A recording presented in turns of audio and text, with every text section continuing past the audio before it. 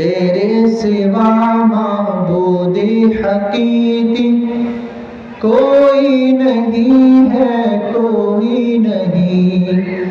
तेरे सिवा मसजूद हकीकी कोई नहीं है, कोई नहीं। तेरे सिवा मसजूद हकीकी कोई नहीं है, कोई नहीं। अब तो है बस तादा में आखिर विर्दे ज़ुबान ऐ मेरे इलाह। ला इलाहा इल्लल्लाह, ला इलाहा इल्लल्लाह। আল্লাহ পাক রব্বুল আলামিন আমাদেরকে প্রত্যেকদিন 10 মিনিটের জন্য হলেও এই লা ইলাহা ইল্লাল্লাহ জিকির করার তৌফিক দান করেন। প্রত্যেকদিন আল্লাহ ছাড়া কোনো মাবুদ নাই। খলিফা পঞ্চম খলিফা রাশিদ হযরত ওমর ইবনে আব্দুল আজিজ রাহমাতুল্লাহ আলাইহি উনি যখন খলিফা হলেন তো ওনাকে বলা হলো যে আপনার পূর্বের শাসকরা জুমার খুতবার মধ্যে খুতবার শেষ দিকে এসে আল্লাহর রাসূলের পরিবারের লোক এবং হযরত আলী ইবনে আবি তালিব রাদিয়াল্লাহু আনহু সম্পর্কে দুর্নাম করে। এটা আল্লাহর রাসূলের আহলে বাইত তাদের পরিবারের ব্যাপারে বেয়াদবি, এটা অনেক বড় অপরাধ। এই অপরাধটা বন্ধ হওয়া চাই। হযরত ওমর ইবনে আব্দুল আজিজ রাহমাতুল্লাহ আলাইহি তখন বিষয়টা আমলে নিলেন এবং তখন রুল জারি করলেন যে খুতবার শেষে ইসলামের কোন মসজিদে, ইসলামের অধীনে যত এলাকা চলতেছে মুসলিম অধ্যুষিত এলাকায় কোন মসজিদের মধ্যে যেন খুতবার শেষে আল্লাহর রাসূলের পরিবারের লোকদের বদনাম না বলা হয়, বরং এর পরিবর্তে এই আয়াতটা তেলাওয়াত করা হয়। ইন্নাল্লাহা ইয়া'মুরু বিল আদলি ওয়াল ইহসান। আল্লাহ পাক রব্বুল আলামিন এই আয়াতের মধ্যে 6টা কথা বলছেন। কয়টা কথা বলছেন? 6টা কথা। প্রত্যেকটা কথা এরকম যে এই কথাগুলি নিয়ে যদি আলোচনা শুরু করা হয় এক একটা কথা কয়েক ঘন্টা ব্যাপী কথা বলা যায় এক একটা পয়েন্টের উপরে। তাহলে 6টা পয়েন্টের উপরে আলোচনা করা অনেক লম্বা সময়ের ব্যাপার।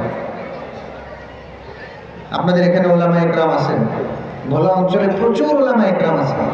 আপনাদের ওলামায়ে কেরামের কাছ থেকে আপনারা এই বিষয়ে শুনবেন। আমি শুধুমাত্র প্রথম পয়েন্ট নিয়ে কথা বলবো। একটা বলি, ভালো করে বলি। আল্লাহ পাক আমাকেও বুঝার তৌফিক দান করেন, আপনাদেরকেও বুঝার তৌফিক দান করেন। আমিন। 1 নম্বর কথা, ইন্নাল্লাহা ইয়া'মুরু বিল আদল। নিঃসন্দেহে আল্লাহ পাক রব্বুল আলামিন তোমাদেরকে আদল, ইনসাফ, ন্যায়পরায়ণতা, জাস্টিস, ব্যালেন্স, সবগুলি এক অর্থ, এই বিষয়ে আল্লাহ পাক রব্বুল আলামিন তোমাদেরকে নির্দেশ দিচ্ছেন। এই আয়াতের মধ্যে 6টা নির্দেশ, 3টা করণীয়, 3টা বর্জনীয়। 3টা করতে হবে আর 3টা বাদ দিতে হবে। 1 নম্বর হলো ইনসাফ, 2 নম্বর হলো ইহসান, অনুগ্রহশীল হওয়া, 3 নম্বর নিকটাত্মীয়দের প্রতি সদয় হওয়া, দানশীল হওয়া। 3টা করণীয়। 1 নম্বর হলো ইনসাফ, ইনসাফওয়ালা হইতে হবে, ন্যায়পরায়ণ হইতে হবে, জাস্টিস করতে হবে, ইনজাস্টিস করা যাবে না, অন্যায় করা যাবে না। 1 নম্বর কথা। দ্বিতীয় কথা কি? ইহসান। ইহসানের একটা অর্থ হলো অনুগ্রহশীল হইতে হবে, ইহসানের আরো অনেক অর্থ আছে। 3 নম্বর নিকটাত্মীয়দেরকে দান করতে হবে। 3টা করণীয়, 4টা বর্জনীয়, 3টা বর্জনীয়। 1 নম্বর অশ্লীল কাজ করা যাবে না। কি করা যাবে না? বেহায়াপনা করা যাবে, হ্যাঁ, গান বাজনা করা যাবে, উলঙ্গপনা করা যাবে, উলঙ্গ অশ্লীল কথা বলা যাবে, কাউকে গালি দেওয়া যাবে, যে সমস্ত কাজ করলে অশ্লীলতা প্রচার পায় এগুলি করা যাবে, করা যাবে। 1 নম্বর কাজ। ওয়ানহা আনিল ফাহশা। 2 নম্বর ওয়াল মুনকার, আপত্তিকর কোনো কাজ করা যাবে না। তিন নম্বর, মুসলমানদের যে শাসক থাকবেন সেই শাসকের বিরুদ্ধে বিদ্রোহ করা যাবে না, আর আল্লাহর আইনের বিদ্রোহ করা যাবে না। অশ্লীল কাজ করা যাবে না, আপত্তিকর কাজ করা যাবে না, আর কি করা যাবে না? আল্লাহর আইনের বিদ্রোহ করা যাবে না। কি করা যাবে না ভাই? আল্লাহর আইনের বিরুদ্ধে বিদ্রোহ করা যাবে না। 6টা উপরে দিয়েছেন আল্লাহ পাক রব্বুল আলামিন। আমরা শুধু প্রথমটা নিয়ে কথা বলছি, আল আদিল। আল্লাহ পাক রব্বুল আলামিনের যতগুলি গুণ আছে এর মধ্যে অন্যতম একটা গুণ হলো আল্লাহ পাক ন্যায়পরায়ণ, ইনসাফ, ব্যালেন্স, জাস্টিস। প্রত্যেকটা জিনিসের মধ্যে আল্লাহ পাক রব্বুল আলামিন জাস্টিসকে পছন্দ করেন। জাস্টিস বুঝতেছেন তো? এখনকার মানুষ একটু ইংরেজি শুনলে একটু ভালো লাগে, এজন্য একটু ইংরেজি মাখায় বলে। জাস্টিস মানে কি? ইনসাফ, ন্যায়পরায়ণ। আরেক অর্থে বলা যায় ব্যালেন্স। কোরআনে মাজিদের আয়াত আল্লাহ পাক বলেন ইন্নাল্লাহা ইউহিব্বুল মুকসিতিন, যে ইনসাফ করে আল্লাহ পাক তাকে পছন্দ করে। যে ইনসাফ করে আল্লাহ পাক তাকে পছন্দ করে। আল্লাহ পাক রব্বুল আলামিনের ইনসাফ যদি দেখেন, আল্লাহ পাকের সৃষ্টির দিকে তাকান, আল্লাহ পাকের সৃষ্টির দিকে তাকান, প্রত্যেকটা সৃষ্টির দিকে তাকান, দেখবেন প্রত্যেকটা সৃষ্টি থেকে ইনসাফের বার্তা আসছে। প্রত্যেকটা সৃষ্টির মধ্যে ভারসাম্যতার বার্তা আসছে। প্রত্যেকটা সৃষ্টির মধ্যে আল্লাহ পাক কিভাবে সুন্দরভাবে ব্যালেন্স করেছেন এর বার্তা আছে। আল্লাহ পাক সূরা ইনফিতারের মধ্যে আছে ইয়া আইয়ুহাল ইনসানু মা গাররাকা বিরাব্বিকাল কারীম الذي خلقك فسواك فعدلك। এ মানুষ, তোমাকে তোমার দয়াময় প্রভুর ব্যাপারে কে তোমাকে তার ব্যাপারে মন খারাপ করিয়ে দিল, তোমার হাতে ঘা দিল, কে তোমাকে ধোঁকা দিল, তুমি তার দিকে না ফিরে তুমি অন্যদিকে ফিরে আসো কেন? আল্লাযী খালাকা, যিনি তোমাকে সৃষ্টি করেছেন, ফাসাওয়াক, সুঠামদেহী করেছেন, ফাআদালাক, প্রত্যেকটা জিনিসকে ব্যালেন্স করে ভারসাম্যতার সাথে একটাকে আরেকটার সাথে সামঞ্জস্যপূর্ণভাবে সৃষ্টি করেছেন। সুবহানাল্লাহ বলবেন না? যার নাক যেরকম তার চোখ তেমন, তার নাকের সাথে তার যেমন কান হওয়া দরকার তেমন, তার নাকের সাথে তার মুখের কাঁটাটা যেমন হওয়া দরকার তেমন, তার মুখের সাথে তার চোখের যে পুরা কাঁটাটা, পুরো চোখটা যেমন হওয়া দরকার তেমন। কেউ এরকম বলতে পারবে না যে একটা লোকের চোখ হলে এত বড় বড়, নাক হলে এরকম বোঝা, নাক হলে এত লম্বা, চোখ হলো মার্বেলের গলির মতো না। আচ্ছা, প্রত্যেকটা মানুষের দুইটা চোখ। হ্যাঁ, কয়টা চোখ? 3টা চোখ বলা পাইছেন? কয়টা কান? 2টা কান। একটা নাক, নাকের 2টা ছিদ্রি। একটা নাক, নাকের কয়টা ছিদ্রি? আল্লাহর ব্যালেন্স দেখেন।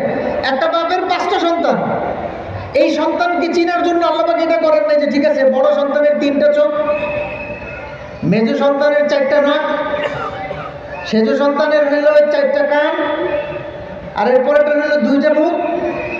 হ্যাঁ ঠিক আছে, তোমার চেনার সুবিধাতে তোমার বড় ছেলের 3টা চোখ না, ওকে 2টা চোখ দিছেন, মেজোটাকে 2টা চোখ দিছেন, সেজোটাকে 2টা চোখ দিছেন, প্রত্যেককে 2টা চোখ দিছেন। কি সুন্দর তার ডিজাইন, কি সুন্দর তার অঙ্কন, কি সুন্দর তার শরীরের গঠন, কি সুন্দর তার সৃষ্টি। আশ্চর্য হয়ে যায় একটা মানুষের দেহে এক মুহূর্তে কয়টা জিনিস নড়ে। এক মুহূর্তে একটা মানুষের দেহে কয়টা জিনিস নড়ে। আপনার হৃদকম্পন হচ্ছে, হার্ট মুহূর্তের মধ্যে রক্ত ছাড়ছে আবার রক্ত টেনে নিচ্ছে, রক্ত ছাড়ছে আবার রক্ত টেনে নিচ্ছে, রক্ত ছাড়ছে আবার রক্ত টেনে নিচ্ছে।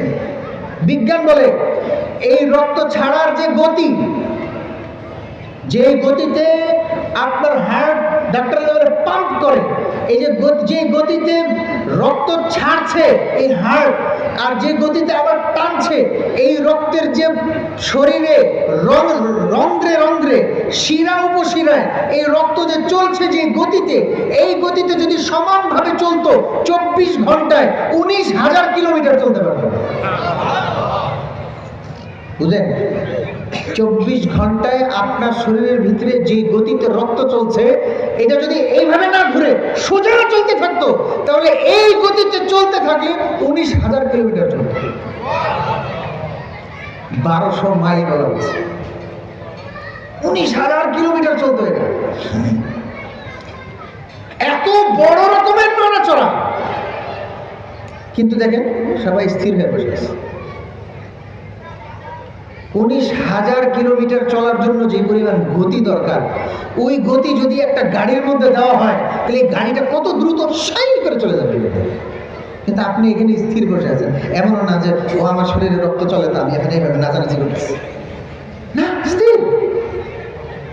আচ্ছা, এদিকে রক্ত চলছে, এদিকে আমি শ্বাস নিচ্ছি,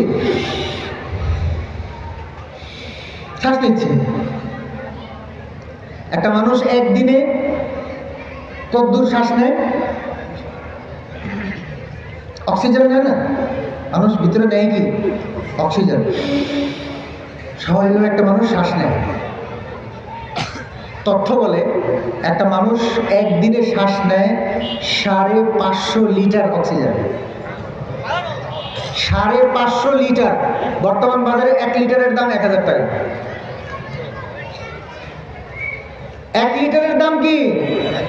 1,000 টাকা। আল্লাহ পাক রব্বুল আলামিন এই অক্সিজেন ফ্রি ছেড়ে দিয়েছেন, যাও বান্দা তুমি শ্বাস নিতে থাকো, কারো টাকা দেওয়া লাগবে না। একদিন একটা লোক যদি টাকা দিয়ে অক্সিজেন কিনে শ্বাস নেয়, ওর অক্সিজেনের পিছনেই 2.5 লক্ষ টাকার কাছাকাছি খরচ হয়ে যাবে। 50,000 টাকার কাছাকাছি শুধু খরচ হবে শুধু শ্বাস নিতে, বাকি কাজ পরে, শুধু শ্বাস নিতে। আল্লাহ পাক ফ্রি ছেড়ে দিয়েছে। আল্লাযী খালাকাকা ফাসাওয়াকা ফাআদালাক। হে বনি আদম, তোমাকে আমি সুঠাম দেহি বানিয়েছি, সুন্দর গড়নে বানিয়েছি, তোমাকে আমি সামঞ্জস্যপূর্ণ ভাবে সাজিয়েছি, তোমার ভিতরে আমি এতগুলো কুদরত দিয়েছি। দেখো তোমার রক্ত কত গতিশীলতার সাথে চলে, তারপরে তুমি স্থির।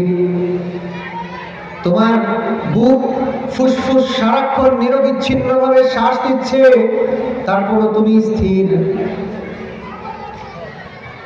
তোমার পাকস্থলী নিয়মিত খাবারকে হজম করছে, তারপরে তুমি স্থির। তোমার কিডনি নিয়মিত ছাঁকনির কাজ করছে। কিডনির কাজ কি বলেন? কিডনির কাজ কি?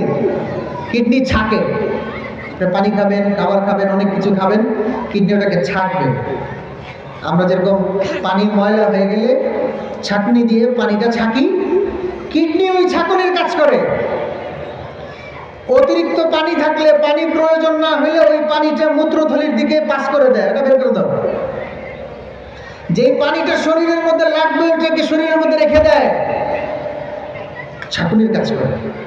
একটা মানুষের কিডনি নষ্ট হয়ে যাওয়া মানে পেট ফুলে যাবে, রক্ত নষ্ট হয়ে যাবে, শরীর হলদে হয়ে যাবে, মৃত্যুর পথযাত্রী হয়ে যাবে, মৃত্যুর পথযাত্রী হয়ে যাবে। বিজ্ঞান কি বলে? এই যে ছাঁকনি, এই যে ছাঁকে, কিডনিটা ছাঁকে, 1 সেকেন্ডে 150 বার ছাঁকে। সুবহানাল্লাহ, একটু আস্তে বলেন। 1 সেকেন্ডে কয়বার ছাঁকে?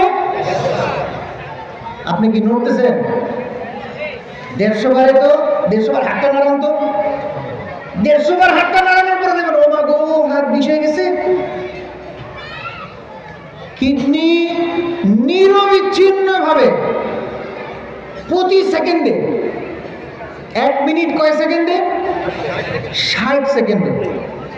আর কিডনি 150 বার বাড়ি দেয় কয় সেকেন্ডে? 1 সেকেন্ডে। আল্লাযী খালাকাকা ফাসাওয়াকা ফাআদালাক। এ বনি আদম, তোমাকে আমি সামঞ্জস্যপূর্ণভাবে ব্যালেন্স করে সৃষ্টি করেছি।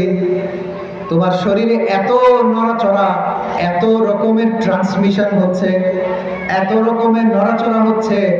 বনি আদম, তুমি দেখো কত স্থির হয়ে তুমি বসে আছো। ফি আইয়ি সূরাতিন মা শাআ রাক্কাবাক, যে আকৃতিতে আল্লাহ চেয়েছেন সৃষ্টি করেছেন।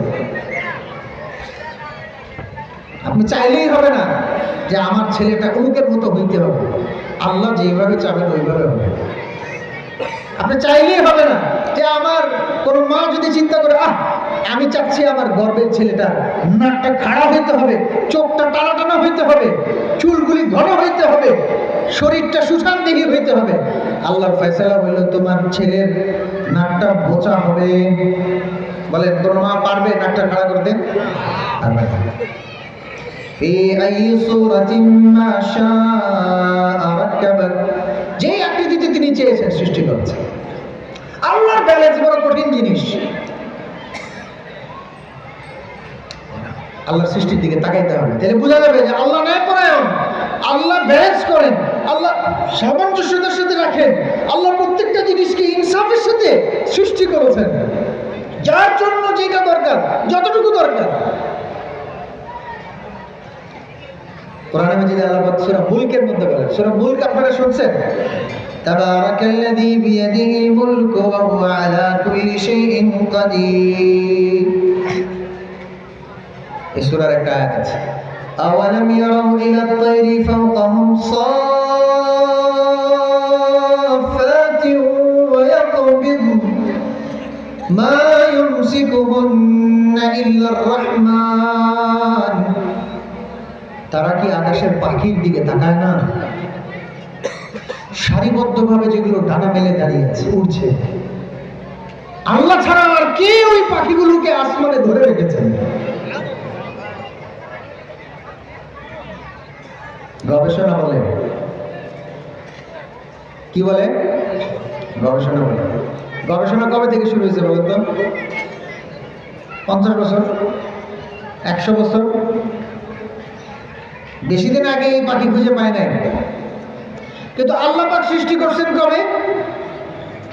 হাজার হাজার বছর আগে আল্লাহ পাক সৃষ্টি করে রাখছেন একটা পাখি। কি পাখি এটা? এটা হাঁসের মতো একটা পাখি। কিসের মতো একটা পাখি? হাঁসের মতো একটা পাখি।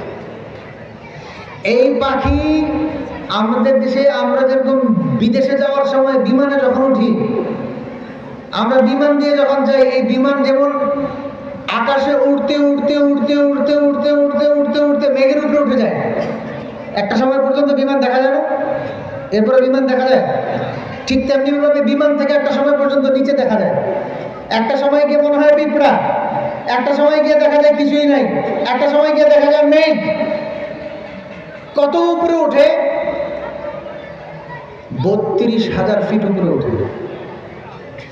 কয় হাজার ফিট? বিমান কত হাজার ফিট উপরে ওঠে? 32,000 ফিট উপরে ওঠে। আপনার বাড়ির চালটা কত ফিট উপরে? 10 ফিট, 15 ফিট, 20 ফিট। মানুষ তো এই হিসাব পারেও না, বুঝতেও পারবে না। আরে আমার হিসাব হলো 10 ফিটের, আমার হিসাব হলো 20 ফিটের। একটা বিমান উড়ে 32,000 ফিট উপর দিয়ে। আল্লাহ পাক একটা পাখি সৃষ্টি করছেন। আওয়ালাম ইয়ারাউ ইলাত তায়রি ফাওকাহুম সাফাতিন ওয়া ইয়াকবিদ মা ইউমসিকুহুন্না ইল্লার রাহমান। তারা কি দেখে না তাদের উপরে সারিবদ্ধভাবে ডানা মেলে পাখিগুলো উড়ছে? রহমান ছাড়া আর কেউ সেগুলোকে ওখানে আটকে রাখতে পারছে না, আটকে রাখতে পারবে না। ওই পাখিগুলোকে ওড়ার ক্ষমতা দিয়েছেন কে? ওই পাখিগুলোকে ওখানে থাকার ক্ষমতা দিয়েছেন কে?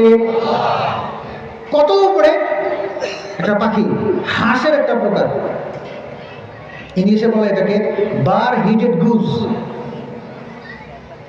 কারো যদি সময় হয় আলোচনা শেষে এই ইন্টারনেটে সার্চ দিয়ে দেখে, বার হিডেড গুজ, হাঁসের একটা প্রকার। এই পাখি 32,000 ফিট উপরে উঠে এবং গবেষণা বলে the higher they fly the better they breathe। যত উপরে উড়ে তত সে ভালো করে শ্বাস নিতে পারে। এখানে থাকলে শ্বাস নিয়ে তার ভালো লাগে না, তার মন জোড়ায় না, মাটির উপরে শ্বাস নিয়ে তার মন জোড়ায় না। যত উপরে সে উড়ে তত তার শ্বাস নিতে ভালো লাগে। কিন্তু এত উঁচায় উঠেছে, ওই জায়গায় যদি আপনাকে উঠায় দেওয়া হয় আপনি শ্বাস বন্ধ হয়ে মরে যাবেন। কেন? কারণ আল্লাহ পাক রব্বুল আলামিন আপনাকে ওই জায়গায় শ্বাস ধরে রাখার ক্ষমতা দেন নাই, ওই পাখির কাছে দিচ্ছেন। আর ওই পাখির রক্তের মধ্যে এমন জিনিস দিয়েছেন যে ওই জায়গার মধ্যে ওই পাখি উড়ে যাবে, ওর কিছুই হবে না। আর আপনাকে যদি ওই জায়গার মধ্যে ছেড়ে দেওয়া হয় খালি অবস্থায়, আপনি বরফ হয়ে যাবেন, আপনি বরফ হয়ে যাবেন। আর ওই পাখিটাকে ওই উচ্চতার মধ্যে যদি ছেড়ে দেওয়া হয়, ও সুন্দর করে উড়তে থাকবে, হাসতে থাকবে, শ্বাস নিতে থাকবে, ডাকতে থাকবে, মজা করতে থাকবে, কোনো সমস্যা নেই। কে সৃষ্টি করছেন ভাই? আল্লাহ সৃষ্টি করছেন। আল্লাহর ইনসাফ, আল্লাহ পাক ন্যায়পরায়ণতাকে পছন্দ করে।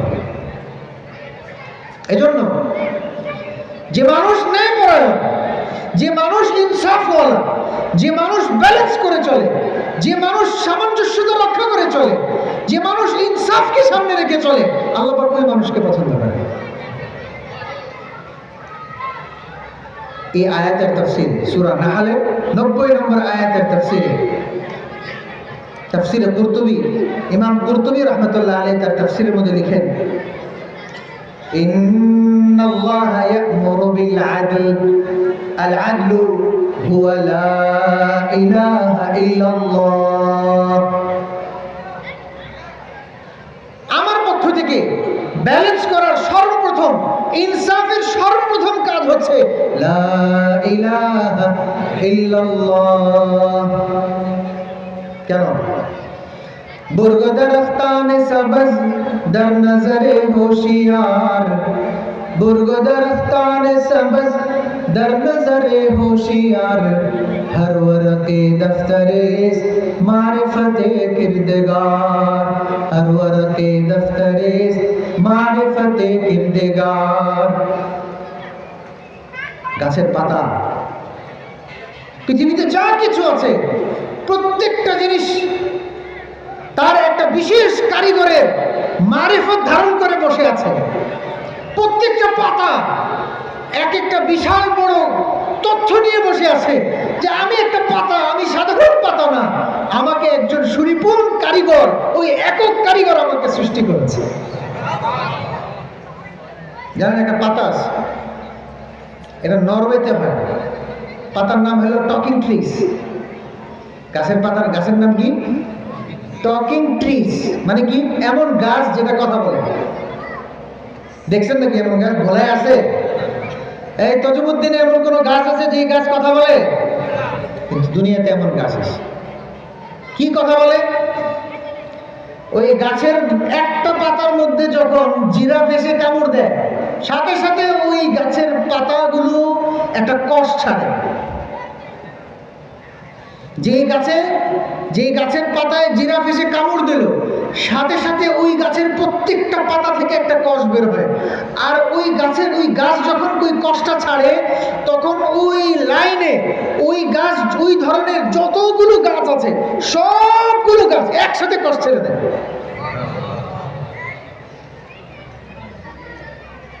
নরওয়েতে আছে, রাস্তার ধারে এক টানা 80 কিলোমিটার। কত কিলোমিটার? 80 কিলোমিটার এক গাছ, এক রকমের গাছ। একটা গাছের মধ্যে খালি জিরাফ কামড় দেবে, 80 কিলোমিটার লাগিয়ে প্রত্যেকটা গাছ একসাথে কষ ছেড়ে দেবে। আর ওই কষ যখন নাকি জিরাফের মুখে লাগবে, জিরাফ আর পাতা খাবে না। বুর্গ দরখতানে সবজ দর নজরে হোশিয়ার, হর ওরকে দফতরে মারিফতে কিরদগার। প্রত্যেকটা পাতা আল্লাহর অনেক বড় মারিফতে পরিচয় নিয়ে বসে আছে। দেখতে হবে। আল্লাহ পাক আমাদেরকে দেখার তৌফিক দান করেন। এজন্য সর্বপ্রথম কাজ হলো ওই আল্লাহকে চেনা, ওই আল্লাহকে চিনে ওই আল্লাহর সামনে আত্মসমর্পণ করা, ওই আল্লাহর সামনে সারেন্ডার করা, ওই আল্লাহর উপর সন্তুষ্ট হওয়া, ওই আল্লাহকে রব হিসেবে মেনে নেওয়া। তিনি আমার খালিক, তিনি আমার রাজিক, তিনি আমার মালিক, তিনি আমার মুসাউবির, তিনি আমার মুদাব্বির, তিনি আমাকে জীবন দিয়েছেন, তিনি আমাকে মৃত্যু দিবেন, তার থেকেই সবকিছু হয়, তাকে ছাড়া কোনো কিছু হয় না। তারই ইবাদত করতে হবে। তিনি আমার মাবুদ, তিনি আমার মাসজুদ, তারই ইবাদত করব, তার সামনে রুকু করব, তার সামনেই সিজদা করব, তাকে ছাড়া আর কারো কাছে যাব না, তাকে ছাড়া আর কারো সামনে রুকু করব না, তাকে ছাড়া আর কারো কাছে কোনো কিছু ফরিয়াদ করব না। তিনিই দেওয়ার মালিক, তিনি ছাড়া কেউ দিতে পারবে না। আব্বা দিতে পারবে না, আম্মা দিতে পারবে না, দাদা দিতে পারবে না, দাদি দিতে পারবে না, হুজুর দিতে পারবে না, বাবা দিতে পারবে না, কেউ দিতে পারবে না। দিতে পারলে কে দিবে? আল্লাহ দিবে।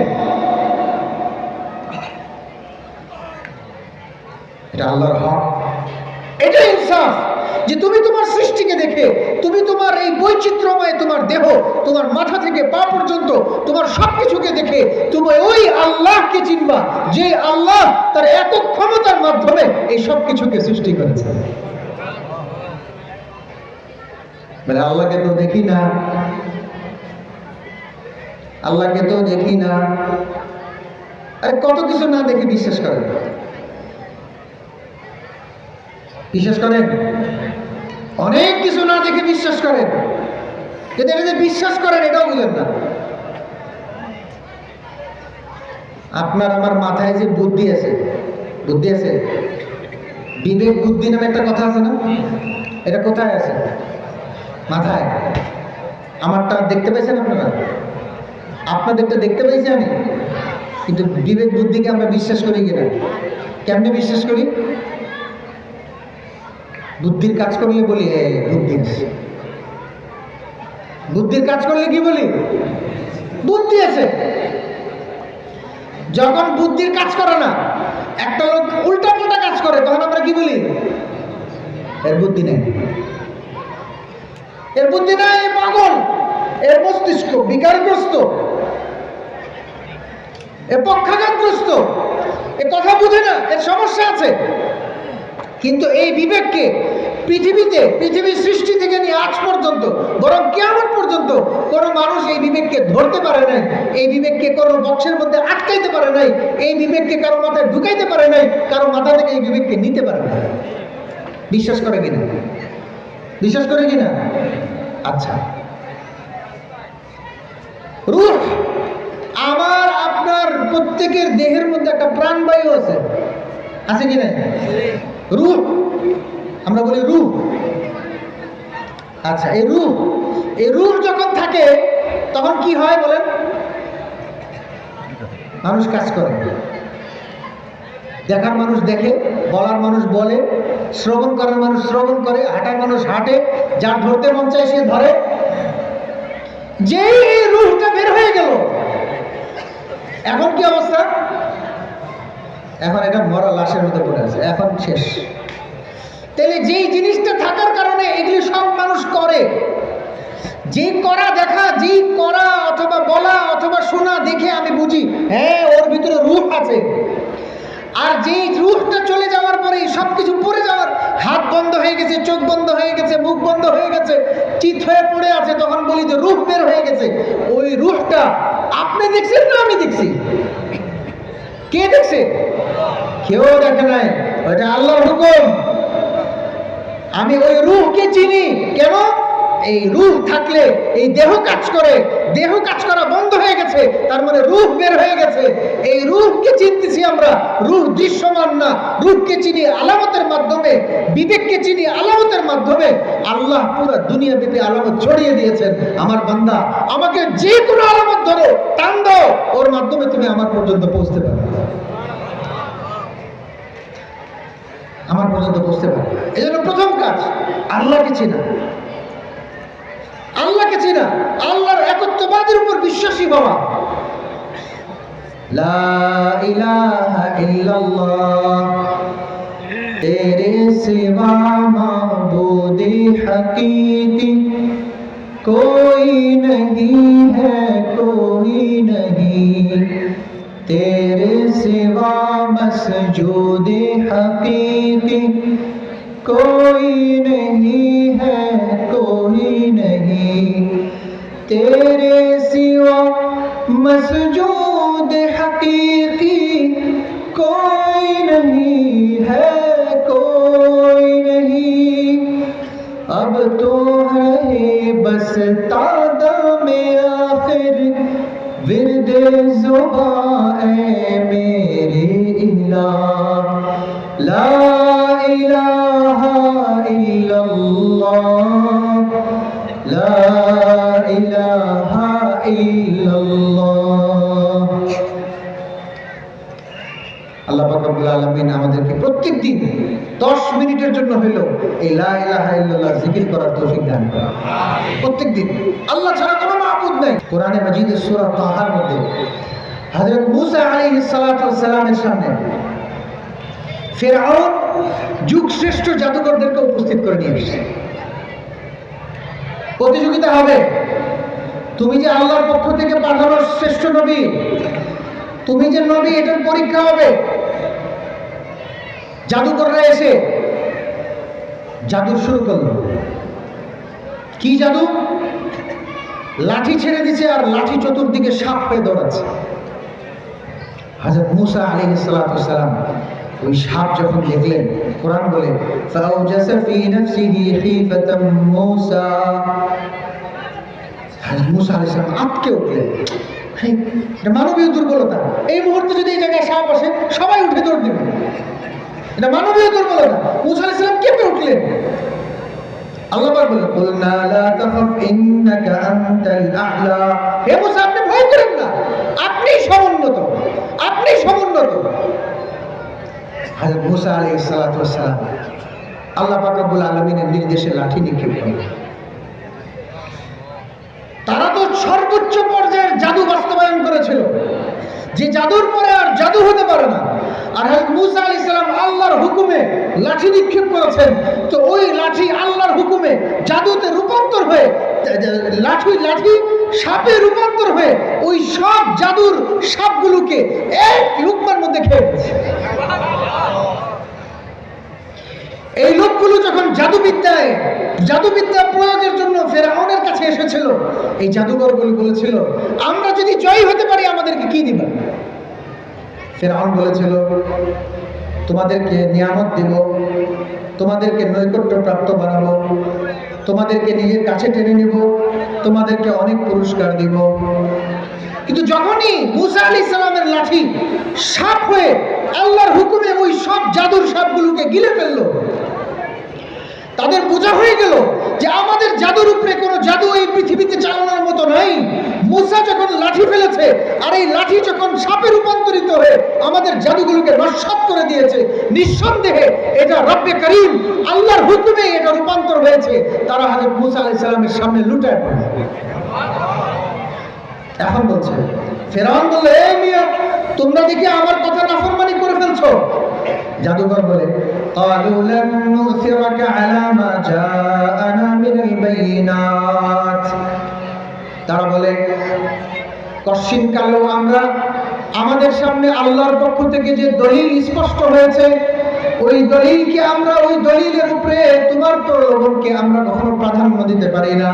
ওয়াল্লাযী ফাতারানা ফাকযি মা আনতা কাদ, ওই সত্তার কসম যিনি আমাদেরকে সৃষ্টি করেছেন তোমার যা মনে চায় তুমি তা করে ফেলো। ইন্নামা তাকযী হাযিহিল হায়াতাদ দুনিয়া, তুমি এই দুনিয়াতেই আমাদেরকে শাস্তি দিতে পারবে, এই দুনিয়াতেই আমাদেরকে শেষ করে দিতে পারবে। ইন্নামা তাকযী হাযিহিল হায়াতিদ দুনিয়া, তুমি এই দুনিয়াতেই আমাকে কষ্ট দিতে পারবে, শাস্তি দিতে পারবে। আমরা তো ওই আল্লাহ অভিমুখী হয়ে গেছি। ইন্নাহু মাইয়াতি রাব্বাহু মুজরিমা, ইন্নাহু মাইয়াতি রাব্বাহু মুজরিমান ফাইন্না লাহু জাহান্নাম লা ইয়ামুতু ফিহা ওয়া লা ইয়াহইয়া। আমাদের রবের কাছে যে রবের নবুয়ত দিয়ে মুসা এসেছে, ওই রবের কাছে যদি কেউ অপরাধী হিসেবে উপস্থিত হয় তার জন্য কোনো রক্ষা নাই, তাকে জাহান্নামে চিরদিনের জন্য পড়তে হবে। সে সেখানে মৃত্যুবরণ করতে চাইলেও মরতে পারবে না, অতএব তোমার শত শাস্তি, তোমার শত চাপ সবকিছু মেনে নিব, আমরা ঈমান থেকে ফিরব।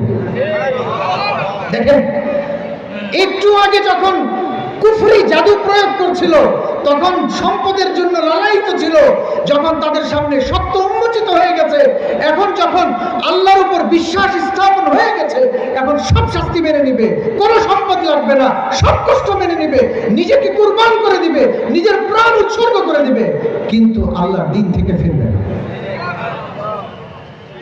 হাদিসে পাকের মধ্যে আসছে দাকাতানাল ঈমান, ঈমানের স্বাদ সে পেয়ে গেছে।